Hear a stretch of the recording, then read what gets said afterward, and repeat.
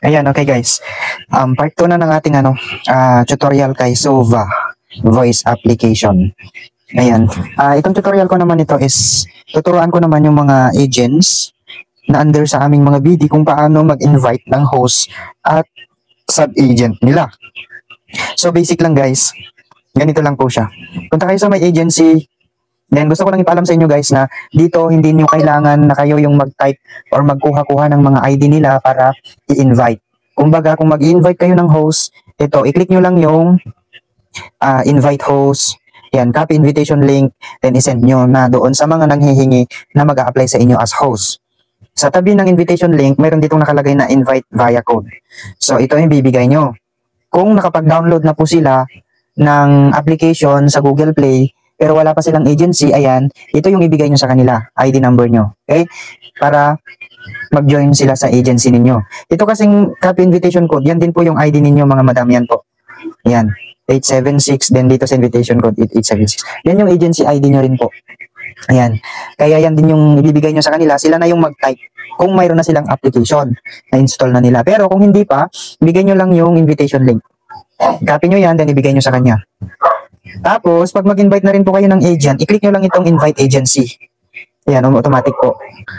May invite now, i-click nyo lang yan. Then, ibigay nyo sa kanila. Once na po na click nila yan, mag-install na sila. Tapos, may lalabas po na ganito. Ayan. Pero dapat po, sabihin nyo sa kanila, pumunta sila dito sa my agency. Ayan, i-click po nila dito. My agency, din lalabas po ito. Join agency and create an agency. Once na agent link yung yung ginamit nila pag mag-join, hindi po sila makaka-join ng agency. Automatic po mag-create na po sila ng agency. Ayan, create an agency. Tapos, ganito po yung lalabas pag na sila na tawag nun, na-click nila yung create an agency. Ganito. So ID, hinahanap niya. Yung family head's name, WhatsApp, family name, country, region, or region.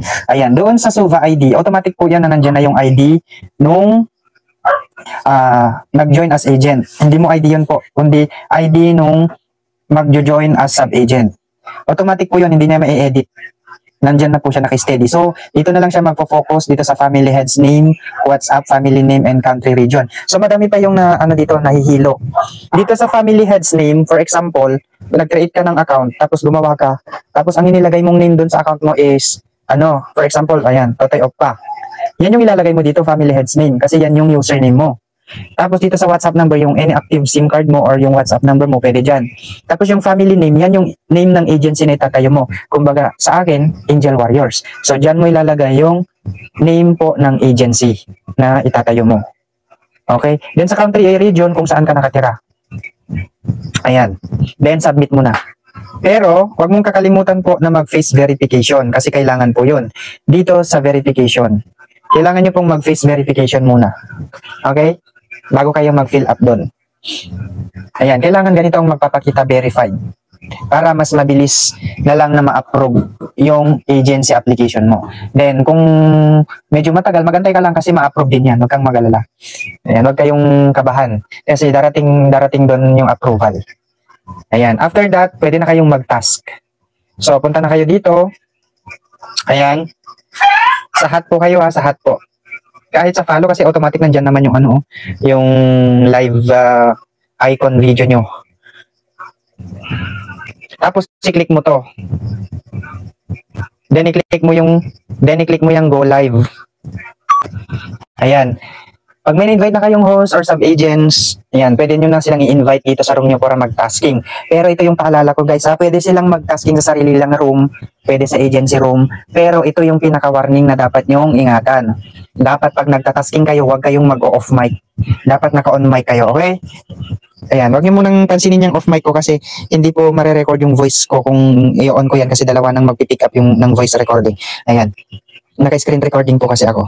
Ayan, so in-off ko muna. Pero tapos na yung tasking ko. Ngayon, iwasan nyo pong mag-off ng mic. Then, kailangan po diretso natapusin nyo yung task. Hindi po siya pwedeng putol-putol. Alam nyo kung bakit? Kasi po pag putol-putol yung tasking ninyo, Ayan, magba-back to zero po yung time. Ayan, yan yung madami nagtatanong, sir, bakit ganito? Nag-back screen ako, ganito, ganyan. Dapat po naka-steady on screen. Huwag nyo pong i-off mic, dapat naka-on mic kayo. Then, diretso lang yung tasking. Huwag po kayong titigil. Diretso lang. Okay, hindi po siya pwedeng putol-putol kasi nagba-back to zero po siya since yung application is bago pa lang. So may mga ano pa siyang i-develop or i-improve siguro soon. Okay, kaya wag niyo muna siyang pansinin. Pero yung kung ano yung sinabi ko dito, yun yung gawin niyo.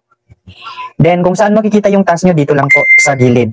Kung nakikita niyo si Bolo application, si Kumu application, may bilog sila dito sa screen, sa gilid, sa bandang right, yun din po kay Suva.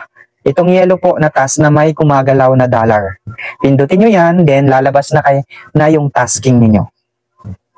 Dito na yung tasking. So dito sa tasking, meron kayong, gaya nung nasa unang video ko, ayan, meron kayong makukuha na 6,100. Dapat maklaim nyo yan and maka-invite kayo ng user, kahit isa lang, para at least makuha nyo itong 100. Para a total of 6,100. Ngayon, may nagtatanong, sir, bakit dito sa live task hindi namin maklaim? Po, ito po yung paliwanag niyan. Tsaka nyo lang ito mag-claim pag wala na itong new host task nyo. Kasi mamimili lang kayo dyan ng pwede nyong i-claim. Siyempre, natural, ang pipiliin natin yung new host task. So, wag nyong ipilit na i-claim itong live task. Kasi yung live task na yan is mag-claim nyo na lang yan after 7 days. Kasi yan na yung maiiwan na task po ninyo. Okay, naintindihan nyo? So, dito lang sa new host task ang makli-claim nyo within the day and 3-hour tasking. Okay, 3 hours tasking yan. So, bakit di ko maklaim? Manitong yung lumalawas, rewards will be automatically sent, blah, blah, blah, ganyan. Kaya inaulit ko na po, hindi nyo ba makli-claim itong live task kasi mayroon pa kayong new host task. Tapusin nyo yung 7 days task, ito na lang yung maiiwan at ito na lang yung task na pwede nyo makli-claim every day. Nakadepende na po yung per hour nyo doon sa mga trade nyo kung paano nyo pataasin yung per hour nyo. Kung alam nyo kay Popo application, kay Hala application, kay Bolo app, doon sa pagpapataas ng per hour, target nyo every day, ganun din po siya. Sa lahat-lahat ng application na may guhit-guhit na yan, papataasin nyo yung per hour nyo. Okay? Ayan. So, mayroon din kayong makukuha na 10 diamonds po pag nag-login kayo everyday. Ayan. Nandito nyo na makukuha guys or makikita yung mga earnings nyo.